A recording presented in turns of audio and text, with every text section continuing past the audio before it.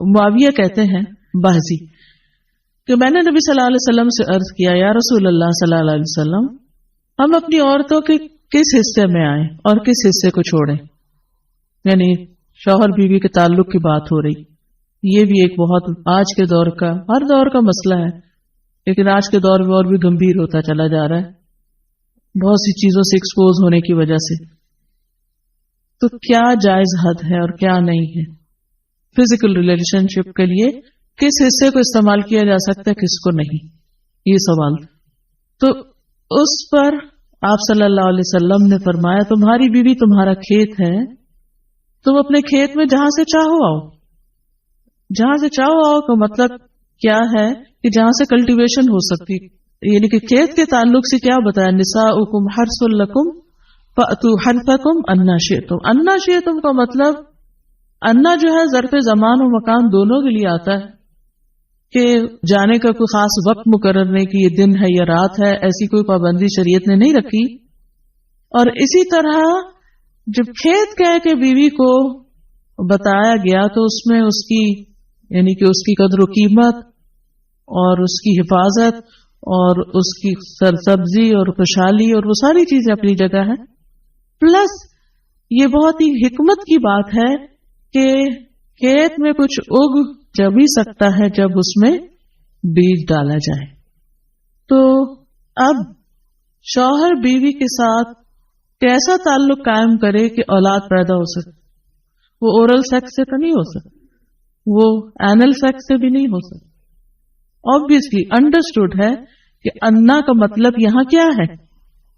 ٹھیک ہے نا یعنی یہ وہ باتیں کہ جن کو بہت لفظوں کو کھول کھول کے نہیں بولا جا سکتا لیکن اٹس انڈرسٹوڈ.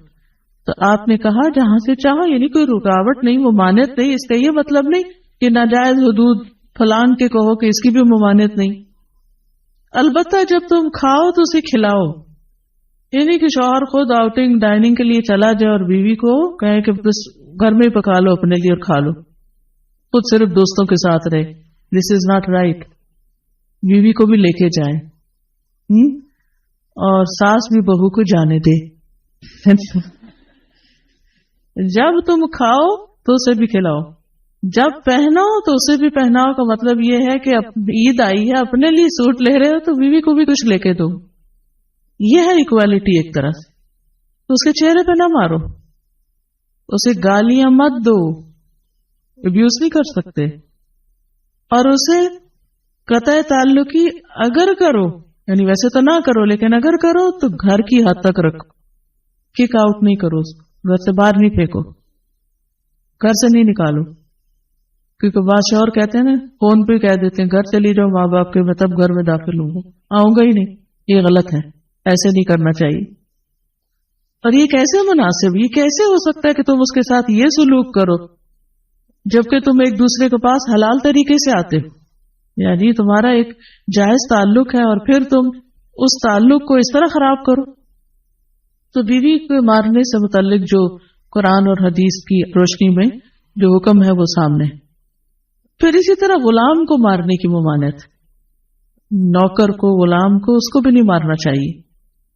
ابو مسعود بدری سے روایت ہے کہ میں اپنے غلام کو کوڑے کے ساتھ مار رہا تھا کہ میں نے اپنے پیچھے سے آواز سنی اے ابو مسعود جان لو اور میں غصے کی وجہ سے آواز سمجھ نہ سکا یعنی ایسے مار رہا تھا کہ مجھے نہیں سمجھ آئے گی کس نے پکارا مجھے.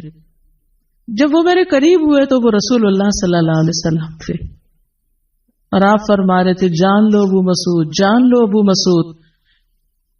کہتے ہیں میں نے اپنے ہاتھ سے کوڑا پھینک دیا تو آپ نے فرمایا جان لو ابو مسعود یعنی آپ بار بار فرما رہے تھے اللہ تم پر زیادہ قدرت رکھتا ہے تمہاری اس غلام پر قدرت سے یعنی جتنا تم اس غلام پہ قدرت رکھتے ہو اللہ اس سے زیادہ تم پہ قدرت رکھتا ہے یعنی تمہیں مارے گا. کہتے ہیں کہ میں نے عرض کیا اللہ کے رسول صلی اللہ علیہ وسلم میں اس کے بعد کبھی غلام کو نہیں ماروں گا. اور بعض روایت میں آتا ہے کہ انہوں نے آزاد کر دیا.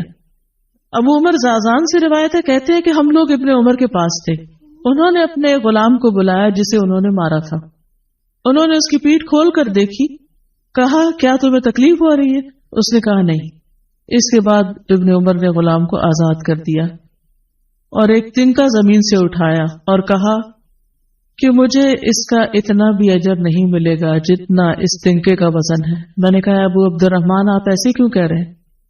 انہوں نے کہا کہ میں نے رسول اللہ صلی اللہ علیہ وسلم کو فرماتے ہوئے سنا جو شخص اپنے غلام کو بے قصور یعنی حد شرعی کے علاوہ مارے یا اس کے چہرے پہ تمانچہ مارے تو اس کا کفارہ ہی کہ اسے آزاد کر دی. کفارہ ہے، اس آزادی کا ثواب کوئی نہیں تن کے برابر بھی.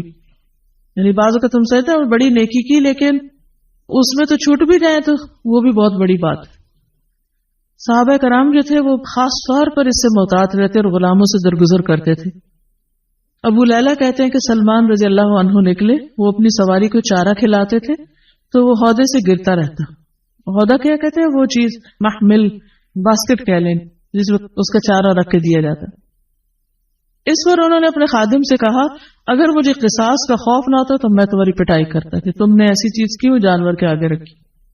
تو مطلب یہ کہ اگر میں تمہیں ماروں گا تو مجھے بھی مار پڑے گی، اس لیے میں تمہیں مار نہیں رہا، ورنہ جو حرکت تم نے کی ہے اس میں تمہیں مار پڑنی چاہیے.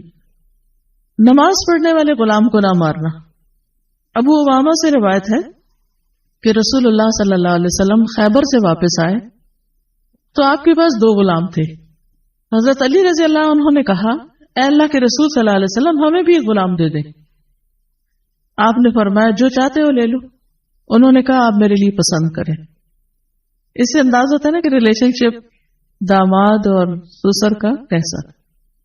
آپ صلی اللہ علیہ وسلم نے فرمایا یہ لے لو، اس کو مارنا نہیں، کیونکہ میں نے خیبر سے واپس آتے ہوئے اسے نماز پڑھتے دیکھا ہے اور مجھے نمازیوں کو مارنے سے منع کیا گیا ہے. آپ صلی اللہ علیہ وسلم نے دوسرا غلام ابو ذر کو دے دیا اور اس کے ساتھ خیر و بھلائی اور حسن سلوک کرنے کا حکم دیا. پھر ایک دن پوچھا ابو ذر میں نے جو تمہیں غلام دیا تھا اس کا کیا حال ہے؟ انہوں نے کہا آپ نے مجھے اس کے ساتھ خیر و بھلائی کرنے کا حکم دیا تھا تو میں نے اسے آزاد کر دیا.